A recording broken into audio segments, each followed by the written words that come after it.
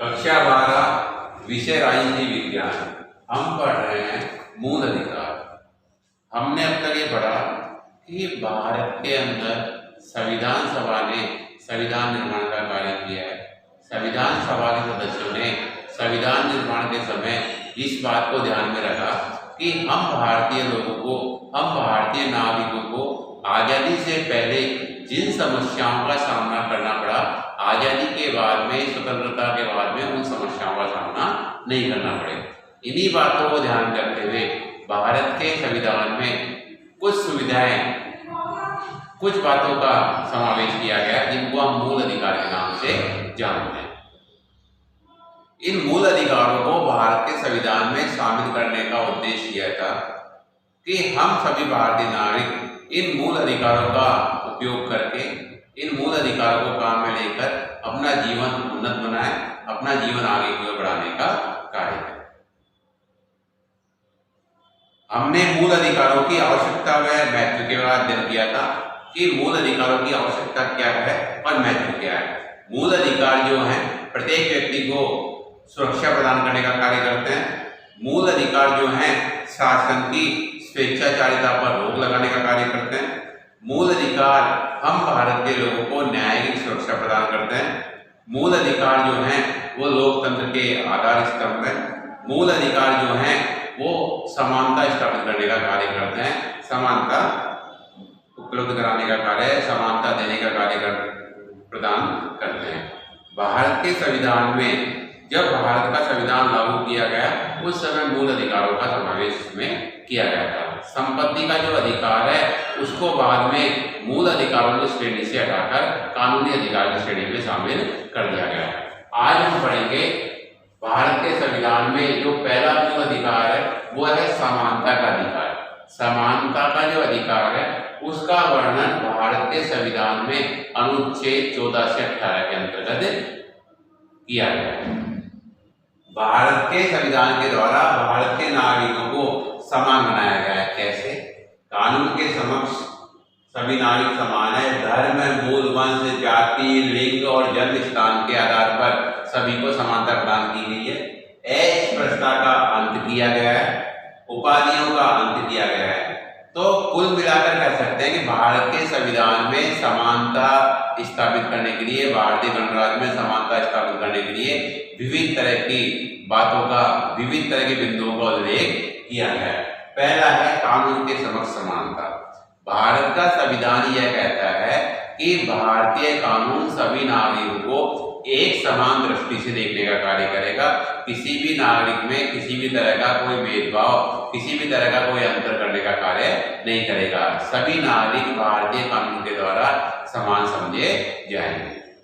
दूसरा है भारत के संविधान में यह उल्लेख किया गया है समानता के अधिकार के अंतर्गत कि कोई भी भारतीय नागरिक किसी भी धर्म को मानने वाला हो, किसी भी जाति का हो, महिला हो या पुरुष हो, और भारत में किसी भी स्थान पर उसका जन्म हुआ हो, किसी भी आधार पर उनसे भेदभाव नहीं किया जाएगा। भारत के संविधान में अस्पृश्यता का अंत किया गया है, छुआछूत का अंत करने का कार्य किया गया है। भारत के संविधान के द्वारा सभी नागरिकों को एक समान समझा जाएगा, किसी भी आधार पर उनसे भेदभाव नहीं किया जाएगा, असमानता नहीं की जाएगी। उपाधियों का अंत। भारत के संविधान में यह उल्लेख किया गया है कि भारत का संविधान किसी भी नागरिक को किसी भी तरह की उपाधि प्रदान नहीं करेगा। शैक्षणिक योग्यता, डॉक्टर की जो उपाधि है वो शैक्षणिक योग्यता की उपाधि है। इसके अलावा सेना की जो उपाधि है, उनके अलावा भारत में भारतीय सरकार के द्वारा, भारतीय शासन के द्वारा किसी भी नागरिक को कोई उपाधि प्रदान नहीं की जाएगी। दूसरा जो अधिकार है वो है स्वतंत्रता का अधिकार। स्वतंत्रता का अधिकार की हम बात करते हैं तो भारत के संविधान में स्वतंत्रता के अधिकार का उल्लेख अनुच्छेद 19 से 22 के अंतर्गत किया गया है। अनुच्छेद 19 से 22 में विभिन्न तरह की स्वतंत्रताएं, विचार व अभिव्यक्ति की स्वतंत्रता, अस्त्र शस्त्र रहित शांतिपूर्ण सम्मेलन की स्वतंत्रता, संघ व समुदाय निर्माण की स्वतंत्रता, सर्वत्र आने व जाने की स्वतंत्रता, निवास की स्वतंत्रता और व्यापार की स्वतंत्रता प्रदान करने का कार्य किया गया है। इसमें पहली है प्रत्येक भारतीय नागरिक अपना विचार व्यक्त कर सकता है। विचार इस तरह का होना चाहिए जिससे उसका फायदा हो। लेकिन खुद के फायदे का मतलब यह नहीं है कि वह किसी दूसरे का नुकसान करे।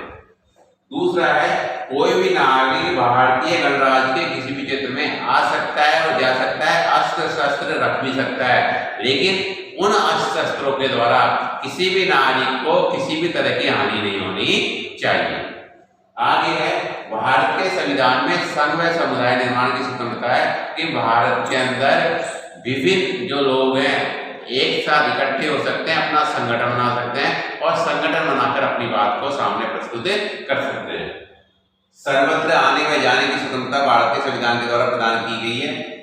निवास, भारत में कोई भी नागरिक भारतीय गणराज्य का जो क्षेत्र है, जम्मू कश्मीर से लेकर तमिलनाडु केरल तक, राजस्थान से लेकर पूर्वोत्तर का जो क्षेत्र है, किसी भी राज्य में किसी भी केंद्र शासित प्रदेश में निवास कर सकता है, उसके ऊपर किसी भी तरह की कोई बाध्यता नहीं है।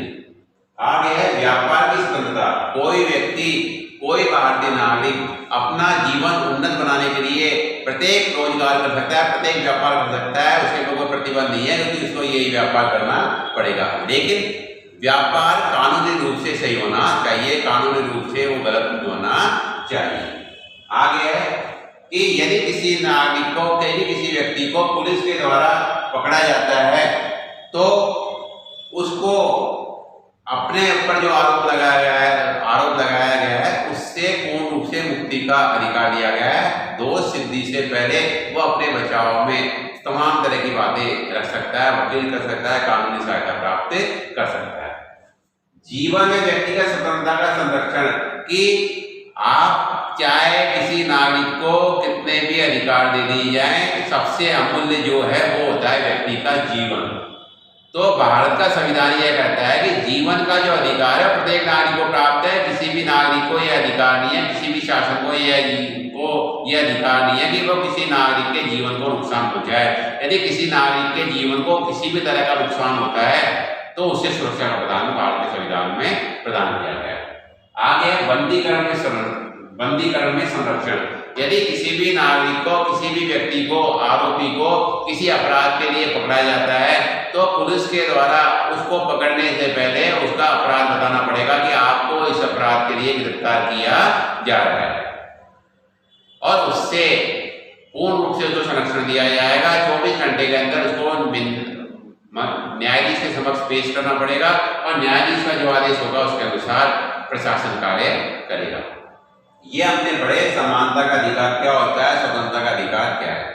आगे हम जो मूल अधिकारों का अध्ययन करेंगे।